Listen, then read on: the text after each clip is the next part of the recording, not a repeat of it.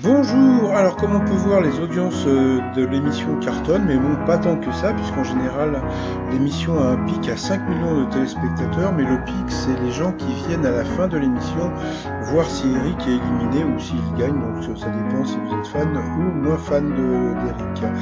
Sinon, Jean-Luc Reichmann avait sorti son t-shirt de l'été, le maître de midi affichait ses 897 666 euros, oh, 666.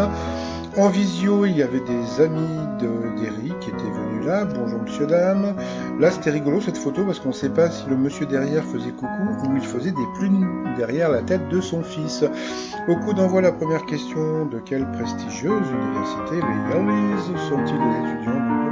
La réponse était dans la question, donc c'était de Yale. Après donc, Eric a dansé, donc toujours aussi souple. On a pu voir donc Alexandre, très sympathique, qui avait un look de folie, qui chante ses sentiments pour une femme dont il ne peut se détacher dans Donne-moi l'accord. Entre-temps, on a pu voir sa femme Marcella, qui était très jolie, qui était prof de chant, qui était d'origine colombienne. Donc il avait dit Kim, c'était Dadju. Donc sur cette question, il est passé de la même couleur que son fils ou sa fille, je vois pas bien. Il est passé donc à l'orange. Après, donc vous aviez le sympathique Anthony qui était venu aussi en famille. Comme on peut voir, ils étaient très souriants dans la famille, peut-être un peu moins le papa.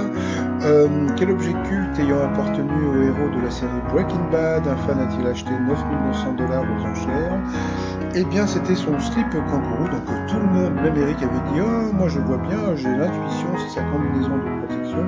Bah non, c'était le slip kangourou. Donc après, vous aviez Florian. Alors pour Florian, quel est le critère cité en premier par les Français comme étant facteur d'attractivité d'une ville? Donc bien sûr, c'était évident, c'était beaucoup d'espaces verts. Ensuite, comment s'appelle le grec dans le titre du film avec Anthony Quinn? Donc c'était pas le kebab, c'était Zorba, c'était assez facile. Ensuite, que note l'appli Cacadvisor lancée par une start-up montpelliéraine?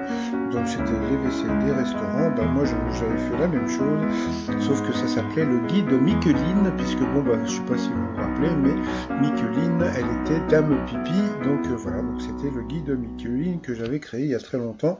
Mais bon, j'avais